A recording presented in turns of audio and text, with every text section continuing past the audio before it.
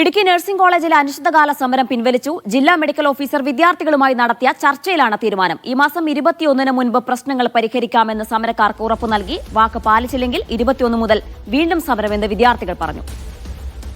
മുഹമ്മദ് ആഷിഖിന്റെ വിശദാംശങ്ങൾ നൽകാനായി. ആഷിഖ്, എങ്ങനെയാണ് ഈ സമരം അവസാനിപ്പിച്ചത്? ചർച്ചയിൽ എന്തൊക്കെയാണ് തീരുമാനമായത്? ഇതിന് അടിസ്ഥാനപരമായ ചില വിഷയങ്ങൾ ഉയർത്തിക്കൊണ്ടാണ് ഇടുക്കി നഴ്സിംഗ് കോളേജിലെ വിദ്യാർത്ഥികൾ അനിശ്ചിതകാല സമരം പ്രഖ്യാപിച്ചിരുന്ന സമരരംഗത്തേക്ക് കടന്നു വന്നത്. ക്ലാസ് മുറി, ഹോസ്റ്റൽ സൗകര്യം അടക്കം പ്രാഥമികമായ ചില സൗകര്യങ്ങൾ പോലും ഇല്ലാത്ത അവസ്ഥയായിരുന്നു കോളേജ് പ്രവർത്തിച്ചു വന്നിരുന്നത്.